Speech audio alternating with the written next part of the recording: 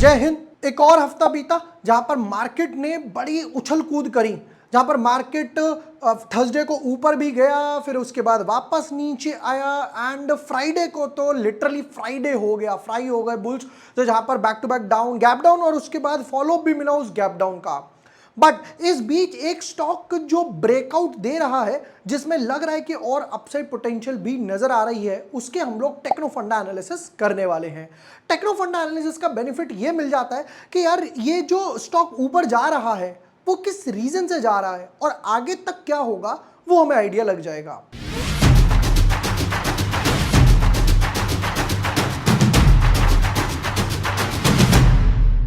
Hi everyone, my name is Vibhor Vashne, I am a SEBI registered research analyst.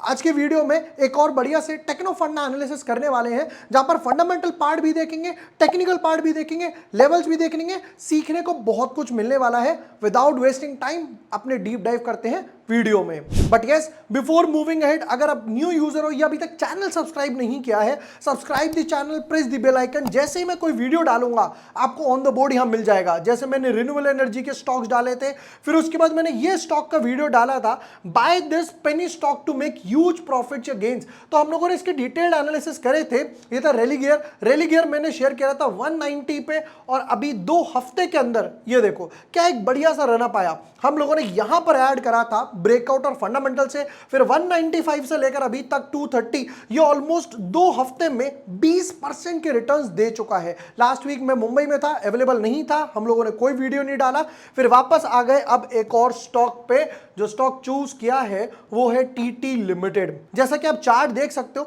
तो ये तो clear है कि यहां पर एक साइडवेज कंसोलिडेशन चल रहा था, उसके बाद ये ब्रेकआउट आया, रीटेस्ट बोल सकते हो, या वापस से फ्रेश अप मूव के लिए रेडी है। उससे भी सबसे इंटरेस्टिंग पार्ट क्या है? वॉल्यूम। ये पहला वॉल्यूम का बार बना, फिर ये दोबारा से उसको फॉलो अप मिल रहा है। इस ब्रैकेट में लास्ट 1-1.5 महीने में ये काफी सारे वॉल्यूम के बार अच्छे खासे बन चुके हैं। ये अगर ऐसे नहीं बोलना तो मैं ये भी बोल सकता हूं कि यहां पर एक फ्लैग पैटर्न बना, अब उस फ्लैग का ब्रेकआउट आ गया। बट क्वेश्चन ये है कहां तक, और उससे भी इंटरेस्टिंग क्वेश्चन ये है कि कब तक ये भागेगा और क्यों भाग रहा है। वो नॉलेज पर्पस के लिए हम डीप डाइव करते हैं फंडामेंटल्स के अंदर। स्टार्ट करते हैं एज ऑलवेज इसके प्रमोटर होल्डिंग से। कभी भी आप कोई भी स्टॉक देखो तो हमेशा चेक करो उसका फ्री फ्लोट अवेलेबल कितना है, प्रमोटर होल्डिंग कितनी है, एफआईआई कितना है, डीआईआई कितना, वगैरह वगैरह। क्यों? क्योंकि देखो एक प्रमोटर ही है जिसको आइडिया है अभी तक क्या हुआ, आज के करंट सिनेरियो में क्या हो रहा है, और फ्यूचर डील्स क्या होने वाली है, मैं रोड मैप कंपनी का किस साइड लेकर जाने वाला हूं। चलो प्रमोटर होल्डिंग से स्टार्ट करते हैं। तो यहां पर 58.4, थोड़ा सा बड़ा 58.2, और हल्का सा बड़ा 58.6, नेग्लिजिबल 58.65, 58.65, हार्डली कुछ, ऑलमोस्ट नेग्लिजिबल के आसपास ही बड़ा है। ठीक है, फिर उसके बाद एफआईआई ऑलमोस्ट निल, डीआईआई अगेन निल। पब्लिक की बात करें तो बैलेंस जो बचा हुआ है वो 41 पब्लिक के पास है। तो क्या पब्लिक में कोई नाम सामने आ रहा है? तो गांधी तेजस 4% के आसपास, मीना हरिलाल 2%, प्रजापति महेश 1, तो ऑलमोस्ट 7-8% के आसपास ही ब्लॉक है, कुछ ज्यादा ब्लॉक नहीं है। मतलब पब्लिक के पास फ्री फ्लोट होल्डिंग की बात करी जाए तो ऑलमोस्ट 30-35%, 30-32% के आसपास फ्री फ्लोट मार्केट में अवेलेबल है। चलो अब डीप डाइव करते हैं। एक काम करते हैं ना, एक बार इसकी बैलेंस शीट और क्वार्टर रिजल्ट्स पे भी नजर मार ही लेते हैं कि इसकी बैलेंस शीट और क्वार्टर रिजल्ट्स क्या बोलते हैं। चलिए जी स्टार्ट करते हैं। इक्विटी कैपिटल बहुत ही छोटा इक्विटी बेस है, 21.5 के आसपास, काफी छोटा इक्विटी बेस है। ठीक है, रिजर्व्स की तरफ नजर मारे 54, थोड़ा सा बड़ा 50, थोड़ा सा ड्रॉप हुआ इनफैक्ट 52, और फर्दर ड्रॉप 46, हल्का सा बड़ा 58, फिर वापस से ड्रॉप हो 45। तो ये तो क्लियर है 5 साल में, लास्ट 5 इयर्स में ये रिजर्व्स पे कुछ काम नहीं कर पाए, कहीं काम नहीं कर पाए, रिजर्व्स वहीं कॉन्स्टेंटली लाई कर रहे हैं। चलो एक बार काम करते हैं, लॉन्ग टर्म डेट पे भी ना एक बार नजर मार लेते हैं कि इनकी लॉन्ग टर्म डेट की कहानी क्या चल रही है।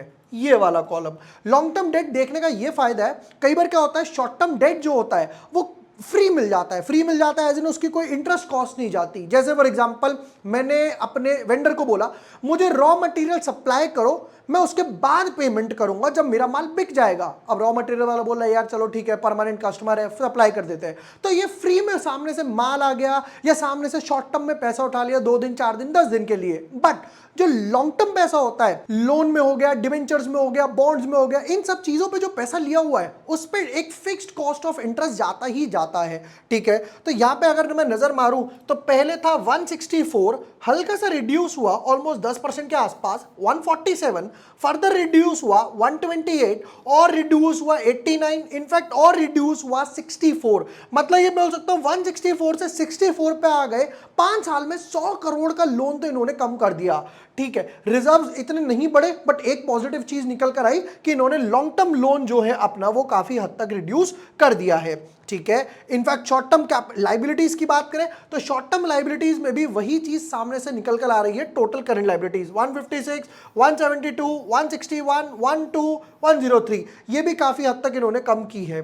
ठीक है, अब आ जाते हैं इनके क्वार्टरली रिजल्ट्स पे कि भैया हर साल कितना कमाते हो वो बताओ और कितना बचाते हो मुझे तो वो बताओ, मुझे उस चीज से मतलब है। देखते हैं जल्दी से फिर तो नेट सेल से स्टार्ट करते हैं कि रेवेन्यू ऑपरेशन से क्या है। 56, थोड़ा सा ड्रॉप हुआ 40, हल्का सा पिकअप 48, फिर पिकअप 58, फिर पिकअप 59। तो ये तो क्लियर है लास्ट 5 क्वार्टर में ये अभी तक की सबसे अच्छी सेल्स थी, एज इन 59। कुछ ज्यादा अच्छी नहीं थी बट हाँ 59। बट क्वेश्चन ये है माल तो बेच दिया 59 का, बचा कितना जेब में मुझे तो उससे मतलब है।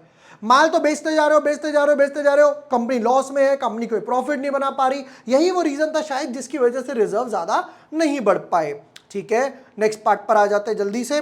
ये वाला कॉलम है तो एक काम करते हैं, कलर चेंज करते हैं जरा। चलिए यहां पे देखते हैं 0.64 के आसपास 64 लाख का प्रॉफिट। ठीक है, -10 करोड़ का लॉस, फिर वापस से प्रॉफिट में आए 83 लाख प्रॉफिट, फिर वापस से लॉस में आए और फिर वापस से हल्के से प्रॉफिट में आए। मतलब जितना माल बेचते हैं उतना भी ढंग से अभी रिकवर नहीं हो पा रहा। हाँ ये बोल सकते हो 5 क्वार्टर में 3 नेग्लिजिबल गए, ऑलमोस्ट 1-1.5-2 करोड़ का प्रॉफिट रहा होगा, बट उससे ज्यादा लॉस हो गया।